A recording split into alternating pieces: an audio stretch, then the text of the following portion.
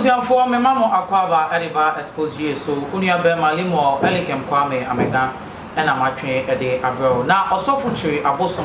ede ensembi abetubia emra okotena TV radio station bi so a wo kasa na ne kasa mu ne yebisa ne say with the tradition and the Bible itself no what does he know about it a ho and we am kire say the Bible no it came to deceive us abrofo no efa ho kwan e the Bible no ebedadae no kra no okaso kra ekoto aso ka say come on onyankopon etiemu onyankopon one ye na nante ye na namu dadaada no na omo ni mo nyankopon dada na kwesi broni e na pe ne kwan e no the Bible ebetete na osaka so kra koka say ubehu say apinfo bi wo na wawoba na ni wo fa bi awu ni akase oh akola we onam we ohwe abofra ya ni suban ya se kofio ni suban ya se ye wo fa we awu no na che say or believing in reincarnation emma yebisa no yes reincarnation or eya ni yekoba na aye de se kosi broni pe kwan a obe colonize ye no e na ofo asa kwan we ni na so e na ode ye de ode Bible Bible no de eye no kore but ye fan she etiru se eye story book bi e na nkofo e fa ye e na omode ye den omode braye me pese ye kotie nsem a Osofo Kyiri Abosom ekekan emma ye interview na ebisa no sense yana nanum som Bible de omde bedadae o say omde Bible no bedadae how omde Bible bedadae why the Bible bedadae in chance kosi bruni o de bedadae wo kan oh ofa o de bedadae nyina wo kan afeni ni ate what was your understanding of Bible? Yeah, one thing is say obi dwumadi obi me begin by the seven say see the odi akire no sua de odi kanante okay ejane nanu be kire say nyame bi wo ampa oba Israel and Israel na Yesu Kristo be wuye no oji ye nkwane adade na kire mbenyi ni ba Bible no mu say Yesu Kristo wanka so be wuji ye no nkwan wo so wo mo a obeto wo no nti na no kotru mo ka kire nse wo say Ewurade ma mompa ya mfa ma wiase me bompa ma wona wi wo ma me what you say this means presently nipa na etwa wo ahia nti Yesu Kristo ka se bi se me ko se me ko a ne mumu a motwa ahia no mumu bi mu hu wo kopin so sra hini no baba this means say Yesu Kristo ba ko ya sra hini na bawo because ono ne on konkron ba betre nipa mu o se no so ba na so ogini dia obitima ye ne meche meye abroso mebre me da sipi enti no ade ba ko pe na esi hu se onyamesom eye ade bia efititi na ye ne na wo dada o tia se Israel baba me pesa unya botrema se me da se everybody na unya santiase because you say on the Bible abompaye I saw you in Ivory Coast unya bobomu akache odi mechiache yes I've really followed you akache bobo se tumi ben na wo mu ni ade eno na me demonstrate de nyame de amame no ekira mansan uni say Bible ntimi nkogina bobomu enkasa ena tumi ntimi mfa tumi mfiri bukum tumi woni pam what I say nyame bo ni pe ohumi go ni pam enipa da seni na obetimi akasa me bibia wie pe ba oni mame ma the whole scenario and say Israel for to say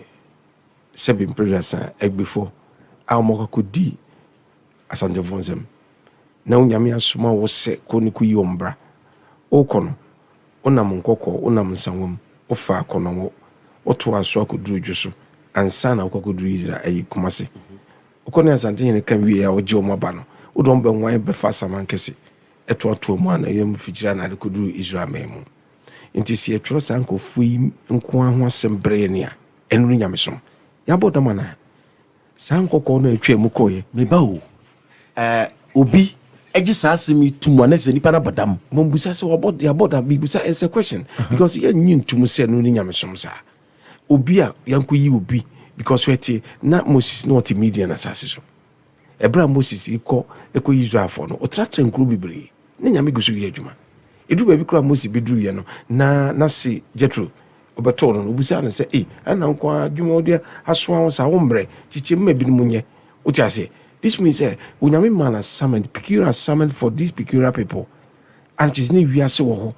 Israel for kan ho bi enu nyame ko yi won ena mrofo twro mo nsem mo amofa baby e fa ye eni ade kudu ye omo fa nsahum ombetra nkoko ombeni kovu bi kun wojo so ombe yesi ye tru we bre nyame asem na obi eda no so dai na say na Jeremiah had a vision in the night na nyame asem also da nyame asem oko Bible no me catch you say na Ezekiel die no and God revealed this thing to Ezekiel yanto Bible nhwe yanto ntwe ni mu reference reference so tell you okay let's say obi abakosem ti no very good any kwase preaching as them you can preach we can preach say we be preach ni mu mfa o de toto ho wo ni fi man kofo de ankofa enva Bible nko preach nche nkofo o de Bible nko preach nche nkofo de a na che se wo ankasa no onye wadwene se o pese nyame eyusu de bo nipa so depend on Bible nko ade ne nyame mfrɛ Everybody now come into this realization because all this while me come to realize moment am share nyame adwuma sia me ba ya me hunu ye na me hyase before board hu da wurache timi de me ti Ghana nyina me nim se sofo bi epemasem because if you say media me controversial but I'm speaking the truth about into say can we say Bible na nye enwoma esi exam say Yesu tim e wo Yesu dimu na je Yesu usori edi Yesu me gidi say yesi ube usori but eso ndo abe na djuma ko onza mabi no onza wo nkoi but on baby obede eso no wan kan kire wo say okọ no asan baby mu Yesu kan eva oso be ba befo akọ nya no kore o se kan Bible ni ye o se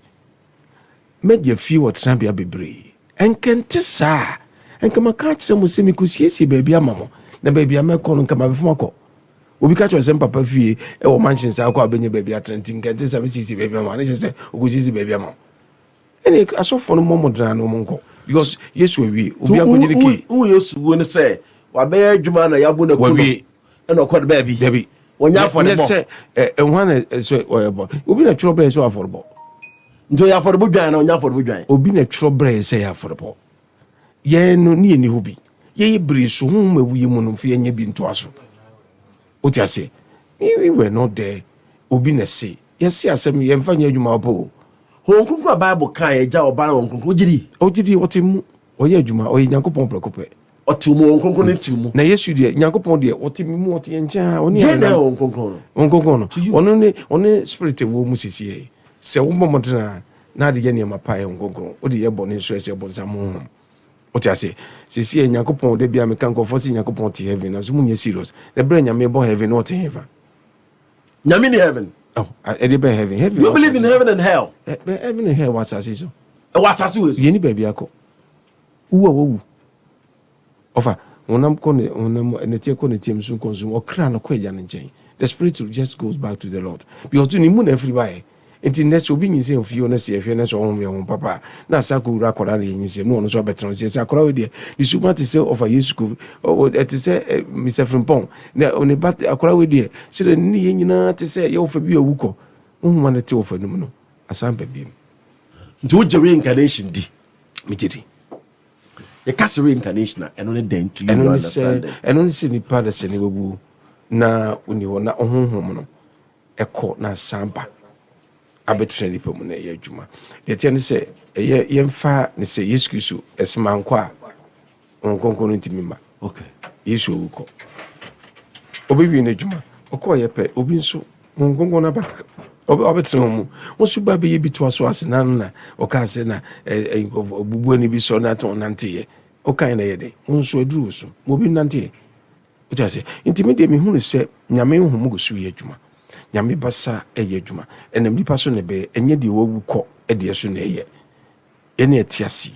ene eti mu na eye adwuma nti se obi wa ha na so no wan nyina pintin amanyame afana anya na okenka bi kire nkofo be ka jo se Nyankopon na Nyankopon se nyame si de bia nyame si wo mu na ama ye ehunu mani ene o ma cho na e be ko heaven ene abonsem jem asofo ni bibia ka se heaven e abonsem se be ya obeda da no be jusi kedi sense o bibi kan dia you should we see what's him fear this one mra be hwe this means say me yare me ko nyame be fa sofo so ageme amani bi spirit bi di me so me ko be geme o ti ase enipa se ukọ na unyajia enti me de meka che Ghana fo nyina se ukọ asoro wo na enya yaresa na unya emboa firi honhom a na o de eye se heaven hell de agya akọ na o dada asori bia be rom bia It is a wild tea and some Osofo Abosom Ekana to say a brave binia or say Obesian dear, a dear anymore and auntie, a man I'm a friend of say yes, send a Bible to me be a friend and I know what year 2 money in your money about but not say no. The Bible there is controversies in it. There will be money in your money maybe a story. But on no cast will condemn the Bible. But the Bible was said about certain people. And Christ Jesus no can send a routine in some. Also, the womb are certain people. And I hear I can abury and the hell were assassins and I heaven our assassins. And depending a bra, obey them, obey. It was your for should I watch a share comment or issue so. Na watch share video no so then at the amame me am dey twumede e bro no wa woni mu dada me dey limo elikem kwame ameka wo betumi aframe efokent aha Xposed yes no Ghana and